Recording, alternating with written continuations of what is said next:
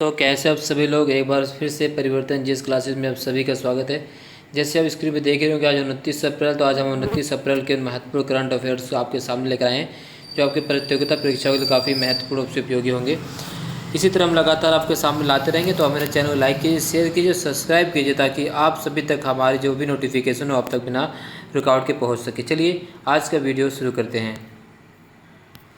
हाल ही में जारी सिप्री की रिपोर्ट के अनुसार वर्ष 2019 में सैन्य खर्च में विश्व के प्रथम 3 अग्रणी राष्ट्र कौन हैं? ए अमेरिका, चीन, Bharat, B America, Japan, France, C चीन, भारत, फ्रांस और डी अमेरिका, चीन और ब्रिटेन। तो दोस्तों जो सही उत्तर वो है ए अमेरिका, चीन और भारत 2019 में सैन्य खर्च में सबसे अव्वल दर्जे के देश साबित हुए हैं। Stockholm International Peace Research Institute के मुताबिक भारत विश्व का सबसे बड़ा हथियार आयातक बनकर उभरा है। पिछले 5 वर्षों में इसने अपने आयात करने हथियार में 24% तक की वृद्धि की है। ठीक है दोस्तों, अगला प्रश्न।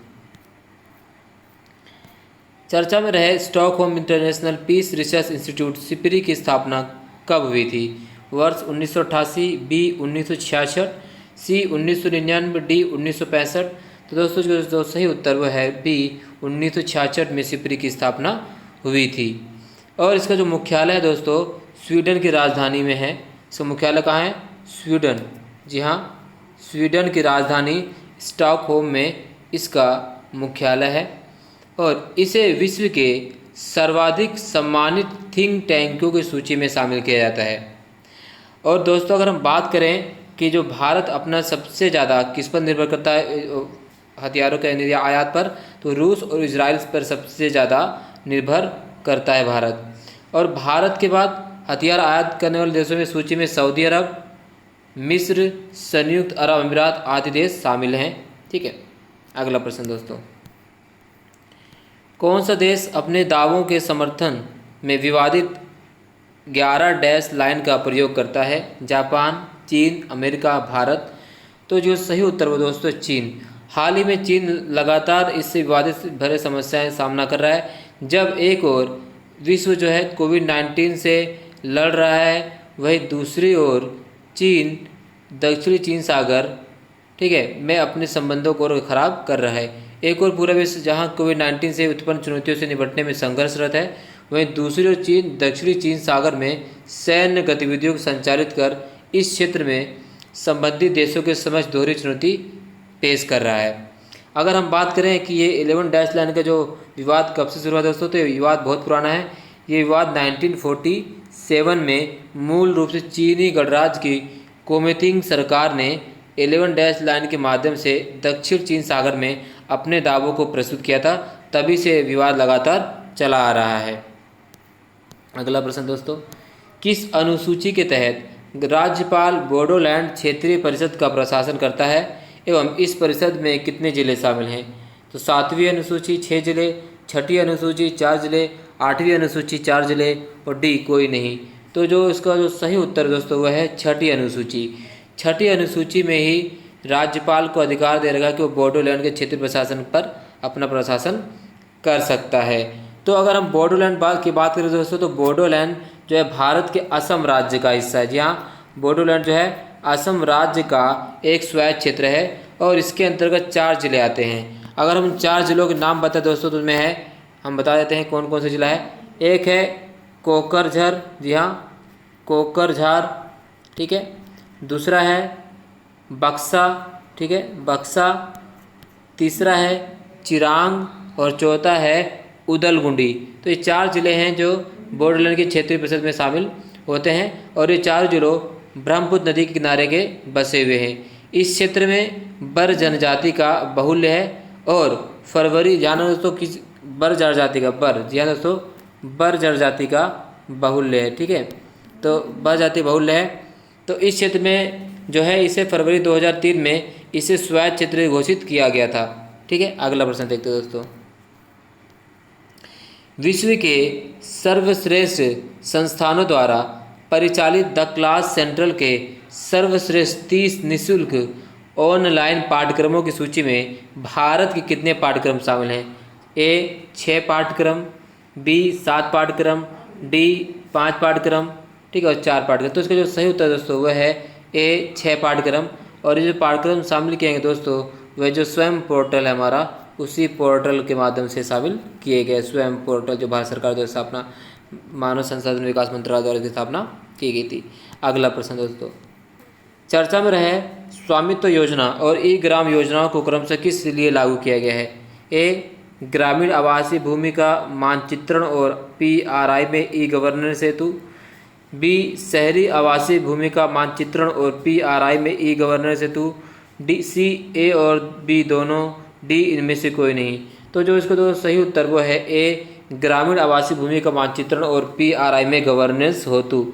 तो ये जो दोस्तों क्या है, जो स्वयं योजना है, यानी अगर हम बात करें जो स्वामित्व योजना क्या है दोस्तों, तो स्वामित्व योजना है भारत के ग्रामीण लोगों को उनकी संपत्ति का मालिकाना हक दिलाने और उन्हें आर्थिक रूप से सशक्त बनाने के लिए स्वामित्व योजना का शुभारंभ किया गया है। इसमें सभी गांव के निवासी शहर की तरह किसी भी बैंक से ऋण के लिए अप्लाई कर पाएंगे, जो अभी तक मुमकिन नहीं था। और इसकी शुरुआत की गई दोस्तों 24 अप्रैल। जी हाँ दोस्तों, अब शुरुआत कब की गई थी इसकी? 24 अप्रैल को शुरुआत की, 2020 24 अप्रैल को उसकी शुरुआत की गई। जिस प्रकार से गांव में, शहरों में, क्षेत्रों में लोग अपनी संपत्तियों की गिरवी रखकर पैसे उधार ले सकते बैंकों से, उसी प्रकार से इसके माध्यम से अब गाँवों के ग्रामीण लोग भी अपनी संपत्ति के माध्यम से बैंक से कर्ज ले सकते हैं।